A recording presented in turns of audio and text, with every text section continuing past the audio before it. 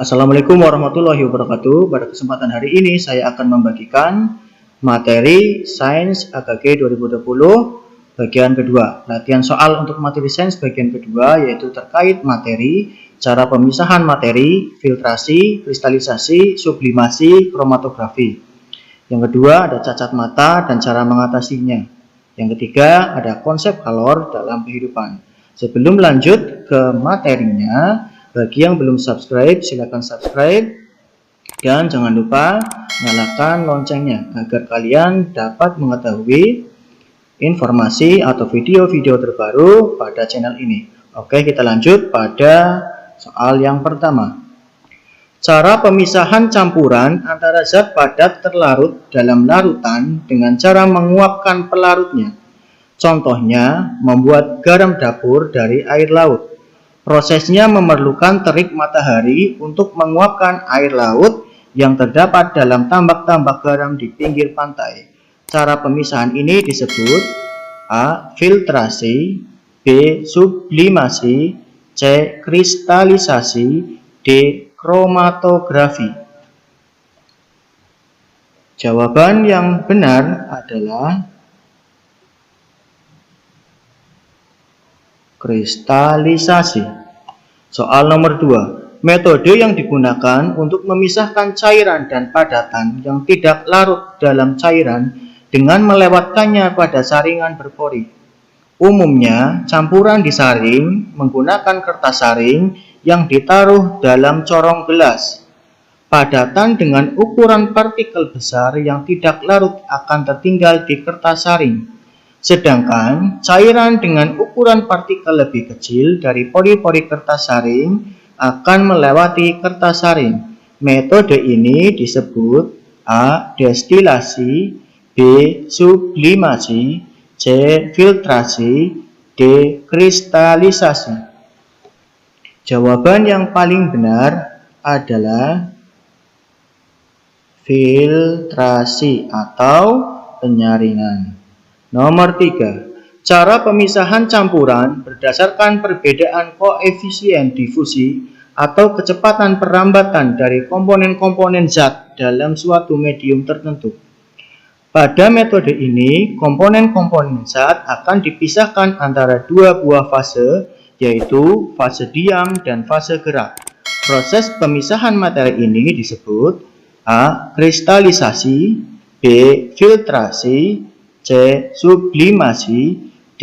Kromatografi. Jawaban yang paling tepat adalah kromatografi. Soal nomor 4. Perhatikan pada gambar ya. Pada gambar di samping, bayangan yang dibentuk oleh mata tidak terbentuk pada retina, melainkan bayangan terbentuk di depan retina.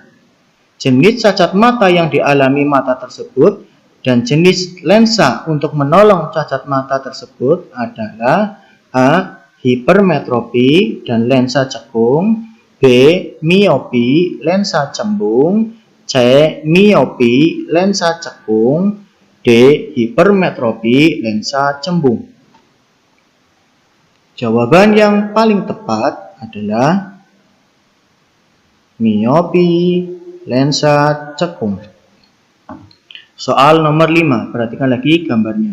Pada gambar tersebut, bayangan yang dibentuk oleh lensa mata jatuh di belakang retina. Jenis cacat mata yang dialami mata tersebut dan jenis lensa untuk menolong cacat mata tersebut adalah A. Hipermetropi, lensa cekung, B. Hipermetropi, lensa cembung, C. Miopi, lensa cembung, D. Miopi, lensa cekung. Jawaban yang paling tepat adalah yang B. Hipermetropi, itu lensanya menggunakan lensa cembung. Soal nomor 6. Penyakit mata tua atau presbiopi disebabkan karena melemahnya otot-otot mata sehingga daya akomodasi menjadi berkurang. Penyakit mata ini tidak dapat melihat benda secara jelas baik yang di dekat maupun yang jauh. Cacat mata ini dapat ditolong dengan menggunakan kacamata berlensa A. Lensa bifokal, B. Lensa cekung, C. Lensa jembung, D. Lensa trifokal. Jawaban yang paling benar adalah lensa bifokal. Perhatikan pernyataan-pernyataan berikut ini. 1. Tanaman yang dihasilkan memiliki perakaran yang kuat. 2. Dapat menghasilkan varietas-varietas baru. 3. Kualitas tanaman baru dapat diketahui setelah tanaman berbuah. 4. Tanaman baru yang dihasilkan belum tentu memiliki sifat yang sama dengan induknya. 5. Biaya yang dikeluarkan relatif murah. 6. Umur tanaman akan lebih lama.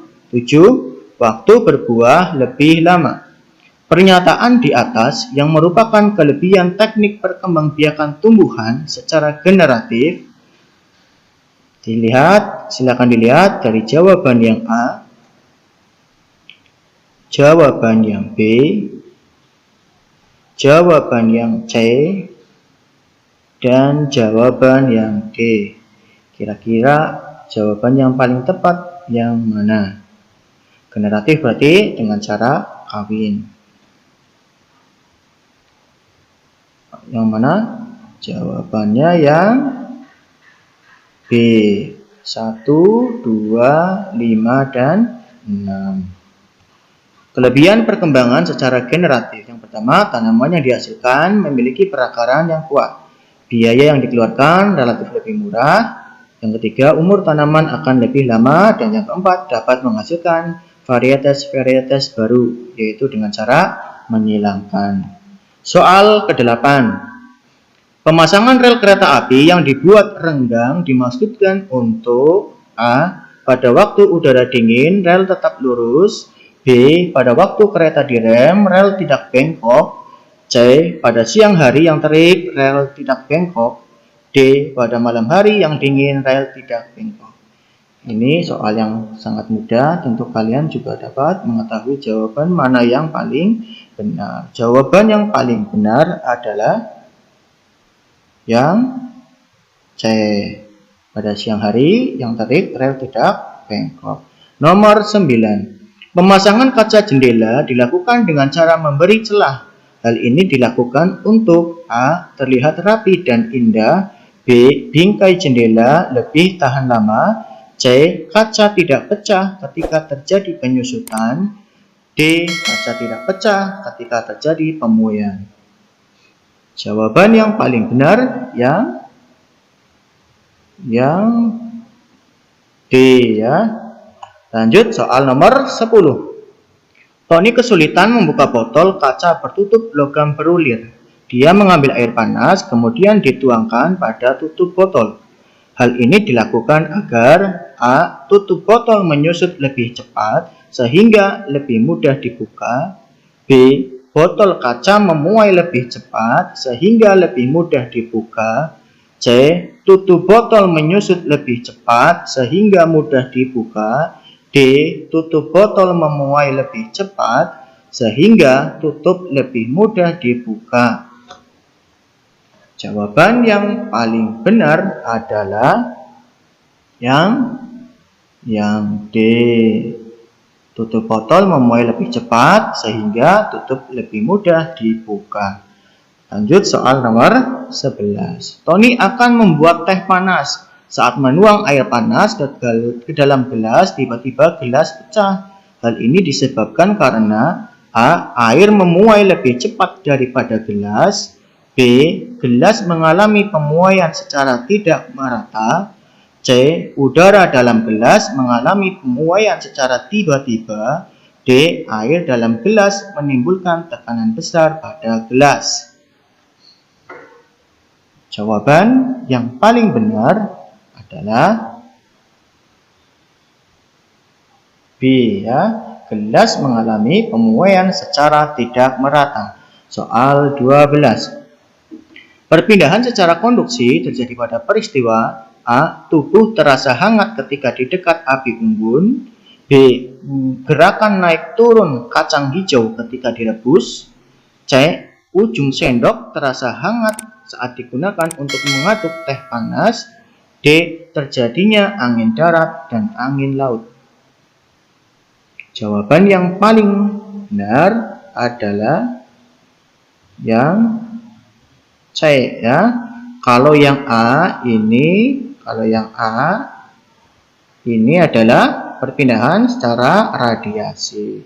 Kalau yang B ini perpindahan secara konveksi. Terus yang D, terjadinya angin darat dan angin laut, itu juga konveksi. Jadi jawaban yang paling benar adalah C.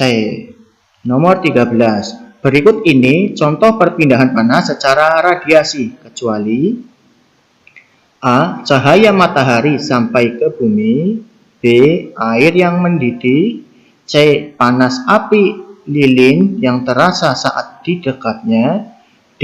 Orang-orang merasa hangat saat berada di dekat api unggun. Jawaban yang paling benar adalah yang B ya. Radiasi itu adalah perpindahan panas tanpa menggunakan perantara. Berarti jawabannya B. Kalau yang B ini, air yang mendidih, merupakan contoh perpindahan panas secara konveksi. Itulah tadi beberapa contoh latihan materi sains AKG 2020. Jika kalian suka dengan video ini, silakan like dan jangan lupa share ke sosial media kalian. Dan jangan lupa untuk subscribe channel ini supaya kalian dapat mengetahui video-video terbaru dari channel ini. Semoga bermanfaat. Wassalamualaikum warahmatullahi wabarakatuh.